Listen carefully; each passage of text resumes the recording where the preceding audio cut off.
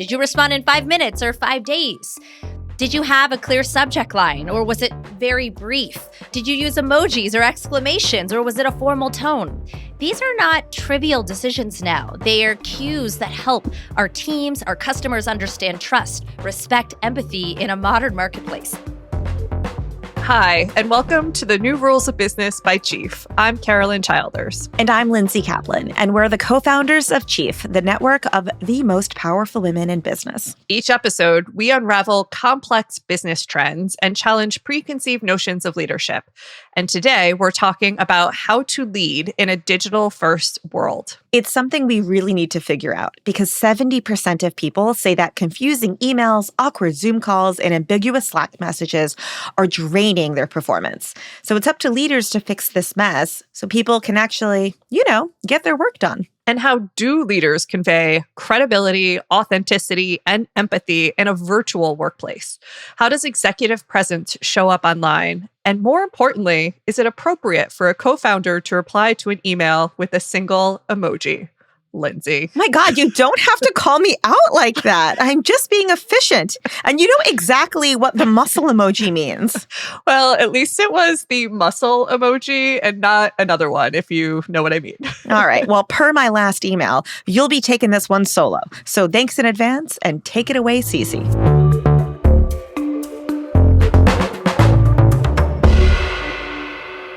Welcome to Erica Dhawan, who is the founder and CEO of Cotential and the author of Digital Body Language, and also a member favorite here at Chief. She has come and spoken to our membership many times. So, Erica, thank you for joining us. Thank you so much for having me. So I know we're going to discuss how leadership has evolved since relying so heavily on digital communication. But before we dive into all of that, I would just love to hear a little bit more about your background and what made you interested in this field of work. Yeah. I grew up as a shy and introverted girl. My parents were Indian immigrants, and I grew up in Pittsburgh, Pennsylvania, which meant at home we spoke Hindi. So when I got to school, I had accented English. I was the quietest kid in the class. Raising my hand, calling attention to myself would have been unimaginable to me. But one of the ways I learned to find my voice as a kid was learning how to decipher other people's body language. And it taught me, as we all know in business, it's not what we say, it's how we say it. Fast forward 40 years, based on my greatest challenge, I ended up becoming an expert at body language and communication, helping CEOs and leaders create cultures of great communication. But in many ways, I realized that just like I was an immigrant to traditional body language as a kid, today, as leaders running global, multi-generational, hybrid teams, we don't just have a body language, we have a digital body language. And we're all immigrants to it, whether we know it or not. I love it. So let's actually dive in then on this concept of digital body language. So can you just describe what it actually means and why it matters? Well, research shows that 60 to 70% of our face-to-face communication is body language, pacing, pauses, gestures, tone, the lean in a sales conversation, the handshake, the eye contact. But in a digital or hybrid world, body language hasn't disappeared. It is just transformed. We now infuse what I call digital body language, which are the cues and signals we send in all of our digital communications that now make up the subtext of our messages. And I'm not talking about Zoom skills. I'm talking about all of the cues and signals that have replaced the head nod, the handshake, the lean in, things like the choice of communication medium. Did you choose to email, call, video call, Slack, text? How quickly you respond? Did you respond in 5 minutes or 5 days? Did you have a clear subject line, or was it very brief? Did you use emojis or exclamations, or was it a formal tone? These are not trivial decisions now. They are cues that help our teams, our customers understand trust, respect, empathy in a modern marketplace. And to sum it up, I want to share a story of a female executive I worked with that reminds us how important digital body language is. She got some feedback in her 360 that her empathy was weak, and I was coaching her. So I looked for all of the traditional markers of subpar empathy: an inability to ask great questions, to use good body language, to show her team that she cared and they were valued. Turns out when she was face to face with her team members, she had great empathy. She asked good questions. She had great body language. She really showed that she valued everyone's input. But while her traditional markers of empathy were great using body language, her digital body language was abysmal. She was the type of executive that would send emails saying, "Call me now," freaking out her teams, or chronically canceling virtual meetings at the last minute after teams spent days planning presentations. She would often multitask during those virtual meetings or send very brief, low context messages, confusing her team. And so what we realized is that in many ways today, she had to make the implicit explicit. She had to choose maniacal clarity over brevity. She had to understand that reading her emails carefully was the new listening, writing clearly was the new empathy.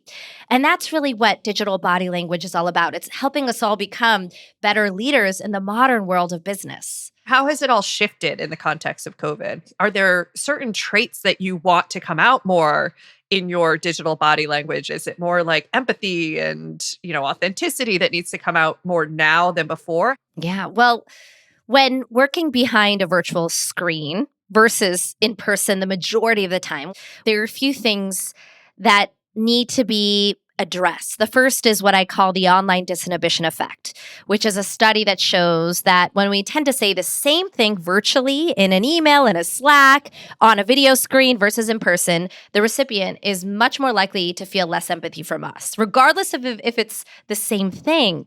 Secondly, just the nature of the lack of tone and intonation in someone's voice when you send someone an email versus hear it in person or on a phone call can create misunderstanding. Last but not least, I think with the pandemic, the rise of the video screen and all of us being TV show hosts in many ways has completely changed this conversation. I often hear teams say, "I can't get people on video," or "We don't have great video meetings." I like to say great digital body language is thinking like a TV show host, where within the first 3 minutes, you clarify, here's what success looks like at the end. Here's how I want all of you to engage. If we all stay present, I'll end the meeting 5 minutes early. It's a virtual meeting where you give your introverts time to write down their ideas because they tend to think better in chat versus extroverts who want to jump in. It's when you use breakout rooms, when you have 30 people there. Those are just some examples of what's new and what are some of the common best practices now in a post-pandemic area where video calls are the norm. But some of the more general rules around email etiquette, Slack etiquette, I think they've always existed, but they become more pronounced because now often 80 to 90% of our communication is virtual first versus in the past, it may have been the reverse. Yeah. I actually remember I had a coaching session, my first coaching session during the pandemic. And she spent the entire time on my Zoom setup. And I was like, "You don't understand. There's a pandemic. Why am I spending time on what my Zoom setup looks like? Right. This is not the most important thing I need to be focused on." But now as I talk to you, I realize actually it's incredibly important and that the small cues are actually very much picked up on. So you've shared some really great ideas for collaborating in groups, but can you talk a little bit more about the tactics for an individual leader specifically? Yeah, let me give you some practical tactics as a leader. First and foremost, especially on video calls, look into the camera when you're presenting. Research shows we make eye contact 30 to 60% of the time in person. When we're working virtually and particularly presenting virtually, I like to say the new executive presence is creating that sense of feeling of connection with your colleagues. So if you can, when you're presenting, look into the camera. Second, make sure you've thought about your video background. You don't have distracting images. You're far away enough from the camera so people can see your face, but also some of your hand expressions as well. It allows them to build a connection with you. And then last but not least, don't be shy about asking for feedback and getting comfortable being uncomfortable yourself. Let me give you an example. I know one executive, she's based in New York. She runs a global team. She has colleagues in London, Buenos Aires, and Sydney, Australia. She found that her colleague in Buenos Aires was not engaging often on video calls. And at first she thought he must be multitasking. Then she thought maybe he's not interested. Finally, she said, "I should stop assuming, check my bias, and just value him visibly and ask." And she sent him a quick IM during the meeting, and he finally wrote back, "I'm having such a hard time translating 3 different English accents. when English is not my native language, an American, British, Australian accent at the exact same time. So they started doing new rituals. They added closed captioning on their global team meetings. They recorded calls for different time zones. When they posed a question, they allowed everyone to write down their ideas in a virtual whiteboard first and then call on people to remove extroversion and accent bias. And I've seen just some of these simple differences from how a leader shows up with that executive presence, which is no longer handshakes and head nods and dressing physically a certain way. It's using the camera, it's using the chat, the whiteboards to engage anyone and everyone. And, last but not least, I think it's also about not being afraid to ask and check in, to not assume you know the answers of what's going on in your team, but truly getting that feedback. Are there anything that you just can't replicate through a digital format versus in person that people just need to supplement in some way, shape, or form? Yeah, great question. Spontaneous water cooler moments are really hard in a virtual first setting. But in the past, traditional spontaneous water cooler moments, in my view, were pretty lame. They were limited to who was on our floor in our office on that day at the water cooler. We tend to talk to people that look like us and, are of the same gender. Again, very much limiting in some ways the diversity of who we could connect with. In a virtual screen, I've seen executives do simple things. They run hybrid office hours where 3 times a week, they just get on for 20 minutes. Everyone shares a win of the week, a challenge of the week. They ask the executive questions. That avoids 15 emails or Slack messages going back and forth about something that could be solved in 3 minutes.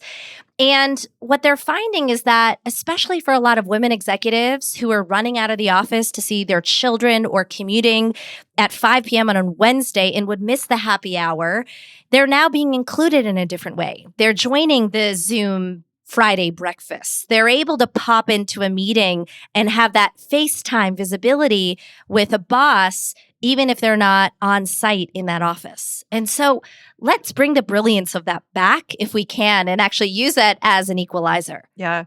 So you talked about women executives trying to balance work and life.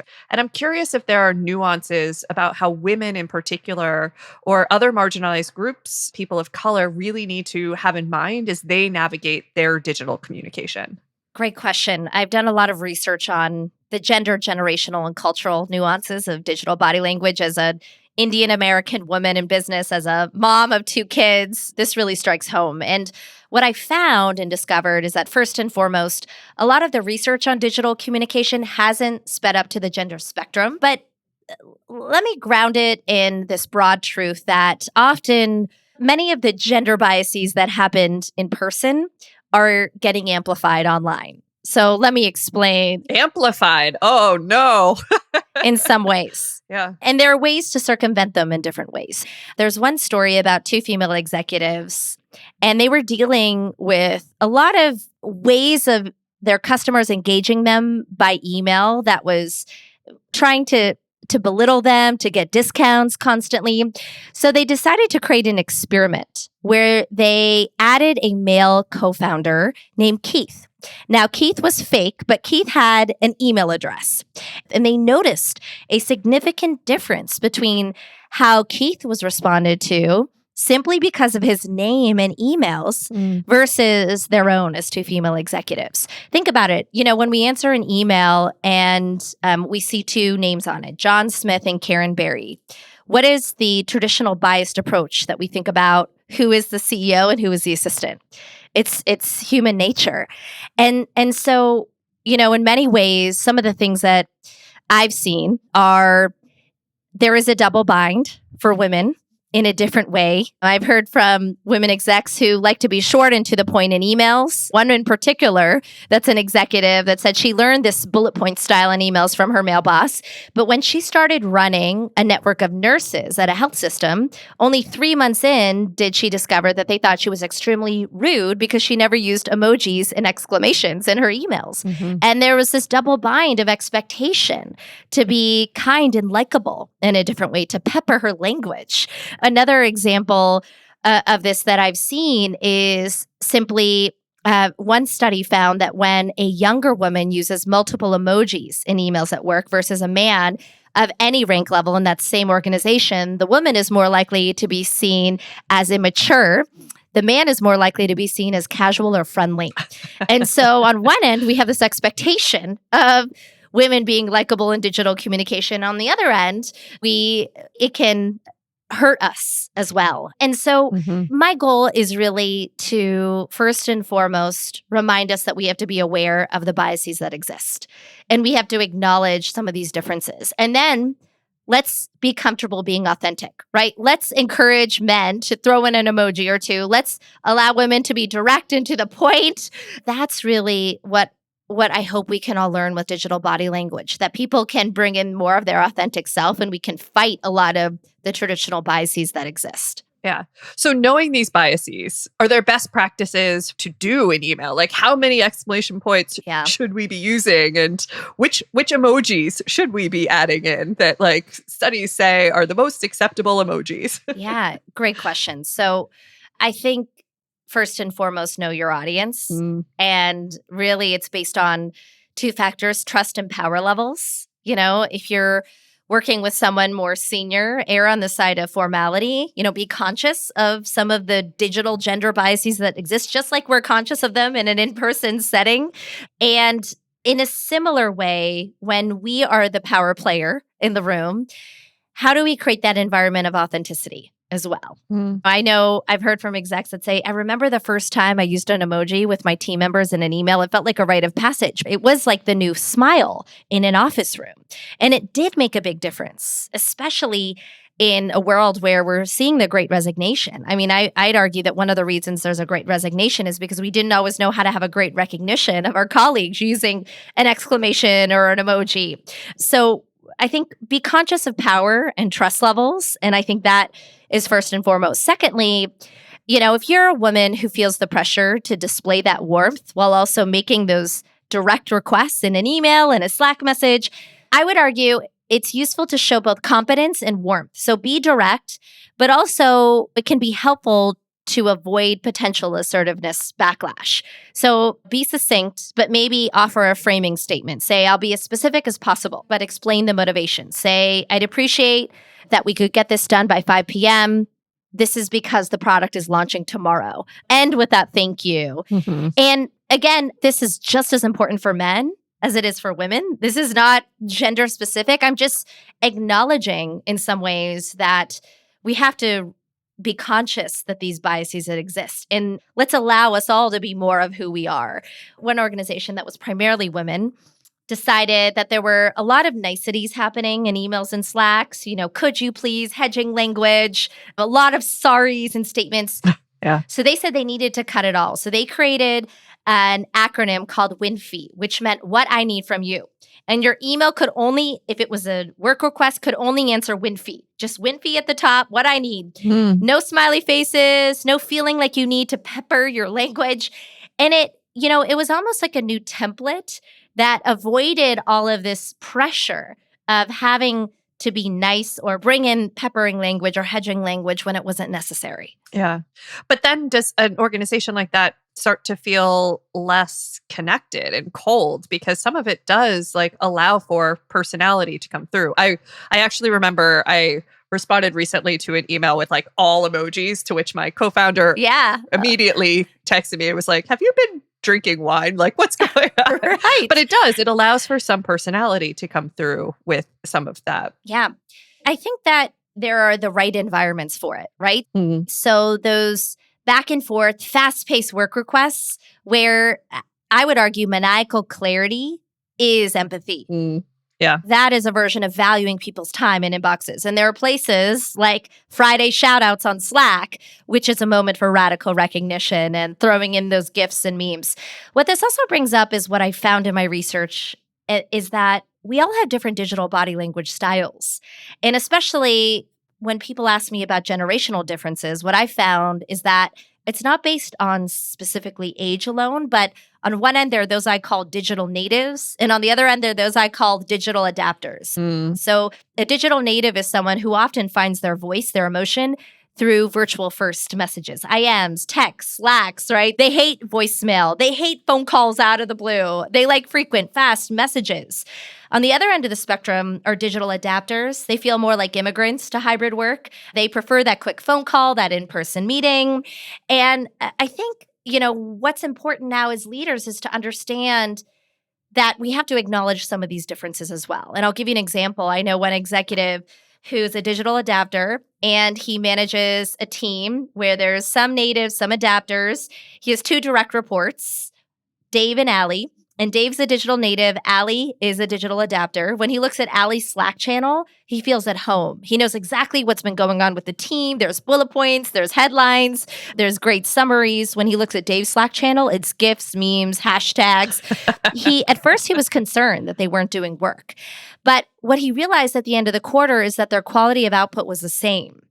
And if he were to force Dave and his leadership style to be more like Allie's, he'd actually be losing the creativity and authenticity of Dave and his team. And again, this isn't about being unprofessional. This is about understanding that almost like we have different love languages, we have different digital body languages as well. And as a leader, even knowing how to recognize your digital natives who want fast feedback in Slack versus your digital adapters who want that in-person happy hours is also important. So is that the first step that everybody should do with their teams as they think about this concept of like digital language, is to actually learn each other's preferred language? Or are there actually channels best used universally for certain types of things? I would say first and foremost, it's important to acknowledge our differences because we can't all fit each other's preferences, right?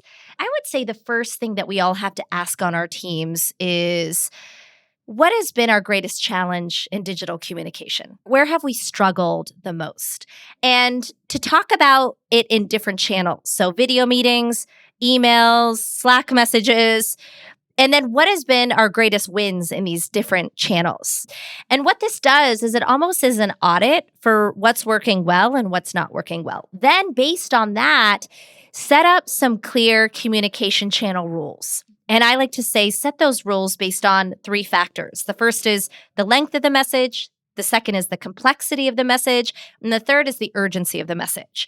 So, based on what you've learned and knowing that people are going to have different personal preferences, how do we define collaboration norms based on tasks? If it's really long, we don't want to be using text for it. We want to use the right channel, the right slide, the right screenshot.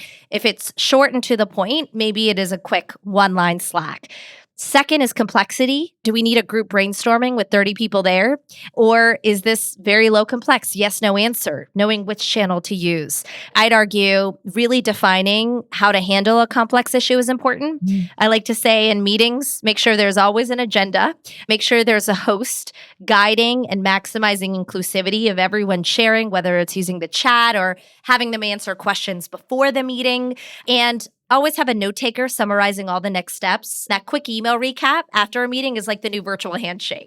It creates that alignment. The third factor is urgency. Do you need it in 5 minutes or 5 days? And I also think this is incredibly important because of the burnout and exhaustion that we're all feeling isn't just built on the pandemic and the crisis in many of our industries. It's also built on the fact that we didn't have a clear delineation between work and life. And many of us are sending those messages really late at night or first thing in the morning. So starting with that audit, then defining those better norms, and then most importantly, having collaboration champions that are holding the team accountable is incredibly important. You talked a little bit about like making sure you do the audit and setting up some of these norms, but let's say you've set all that up. What should you be looking for to make sure that it's effective? Like, what are the red flags to show that your virtual communication style just isn't working? Yeah. So a couple of things I think are important red flags to look out for. The first red flag is that deadlines aren't met.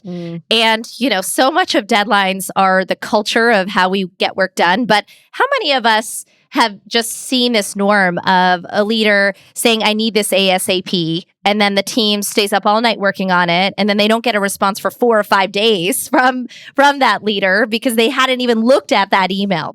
And so creating an effective team culture is one where deadlines are valued, deadlines are honored. We think about what we need to do beforehand, and we're not creating this constant rush or these fire drills. Another red flag is where, as teams, we're getting brief, low context messages where we don't know what to do next, where there are 5 people on a reply all email and no one knows who needs to take action. As an example, the FYI emails where there's no sense of accountability. I like to say set clear digital norms. If you're on the to line, you need to respond. If you're on the CC line, no need to respond. Every subject line has to answer that what I need from you. A third red flag is where you're running a meeting and people aren't sharing. They either have no idea why they're there, it's not well facilitated for individuals to speak up. And I don't think the answer is to say, we're going to talk about this. Who wants to go first? That's not great digital body language. Great digital body language is sending an agenda before. It's starting the meeting with, here's what success looks like. It's highlighting that you're going to call on everyone to share. It's maybe even having a forced order where you call on your introverts or your junior team members first. Do you add everyone write in a virtual whiteboard, and then you call in those with the most diverse ideas. I know one leader that did this, and she said, I've heard more from my introverts in these meetings than I ever heard from them in the pre-pandemic office. And, and I think what that really is it's being a facilitator, not a monopolizer of meetings. And then last but not least, I think the fourth red flag is that the norms around collaboration tools aren't being enforced in a really healthy way. So people reverting back to having meetings that should be emails or sending passive-aggressive Slack messages. And that's really where having some champions that are highlighting this polite correction method is really important. To get to a new state, we have to learn new behaviors. I like to say, if we add a new collaboration tool, make sure it replaces an existing one or solves a new problem. And then no longer use, if you're using Slack for 5 topics, you no longer email about it. And you set a rule, if someone emails you about it, respond with #Slack just to refer them to the right place. So those are just some examples of red flags that we can turn into better practices moving forward. Yeah, so much of what you were talking about is just like clarity. Yes. It is clarity and norm setting that is like just foundational for all of this. And in many ways, I think the immigrant identity is very similar to what we're all facing today of being immigrants and hybrid work, where there's not one common language. When you try to learn French and you read it in a dictionary, but it's not until you go to France and you learn the accent differences in different parts of France that you really begin to learn the language. And we're building a shared language together. So it has to be agile, it has to be explicit, and we have to do it together. It's not one size fits all. Well, that is a great way to move to one of the questions we love to close with. We are a podcast called The New Rules of Business. So if you could write just one new rule for business that would help us communicate more effectively in the digital workplace, what would that rule be? Writing clearly is the new empathy. I love it. Okay, follow up to that. The other question we'd love to ask everyone who has joined us is, what is the best piece of leadership advice you've ever gotten? And the flip to that, is there a worst? I'm going to start with the worst, which became the best. So I got feedback once. Someone told me, Erica, you're like the opposite of the imposter syndrome. You have too much confidence. And, I really had to internalize that. And my response was, that's awesome. That means I'm on the right track. I'm bold and I'm thinking big. And, the reason I wanted to close with that is because we all get lots of advice, but advice is based on someone else's worldview, not our own. And I think we have to listen to it in those ways, take what's great about it, and then keep pushing forward by listening to our own intuition. So I took that advice as a version of positive feedback in many ways. I love it. I love it. And that's your both worst and best all at the same time. That's right. Love it. That's right. Awesome. Well, thank you for joining us today, Erica. I'm a little bit worried that as I send my next emails and Slacks that I'm going to overthink it. Don't overthink it. Awesome. Thank you. Thank you so much.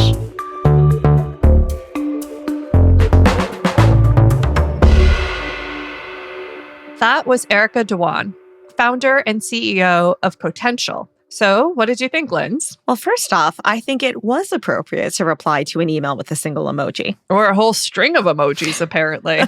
But really, what stood out most for me was the phrase maniacal clarity. When you're leading virtually, you need to make the implicit explicit. Put the bottom line up front. And when you're not sure what someone's communication preferences are or why they're not engaging, just ask. Yeah, so much of what Erica talked about was really intuitive. Like, obviously, you should clarify how you want people to participate when you lead a meeting.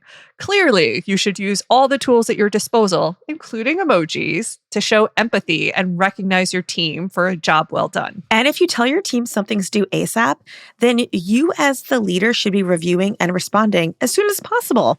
Don't be that a-hole that marks everything as urgent, but you yourself move at a glacial pace. Oh my God, do I do that? I do that sometimes. It's really not that hard to not be an asshole. I think the problem is that we all jumped into this way of working so quickly when the pandemic hit, and we didn't have time to think through how to do it right. But it's been almost 3 years now, and Erica did a great job in sharing these foundational tactics all leaders should keep in mind. Be clear, not brief. Your communications should answer the who, what, and when. Show gratitude. And finally, don't be hasty, be thoughtful. Absolutely. That is it for this episode of the New Rules of Business. A bit hasty there, Carolyn, just wrapping it up. Well, I'm sorry if I was not thoughtful enough with my outro. I really think you might be misapplying the advice here, though. I just love giving you a hard time. Don't miss out on all of our Chief content. You can get more episodes by following the show on your favorite podcast app. And if you're more of a social media person, find us and join the conversation on LinkedIn. But if you're ready to up the ante and you're thinking about becoming a member of the Chief Network, head to our website, chief.com, where you can apply.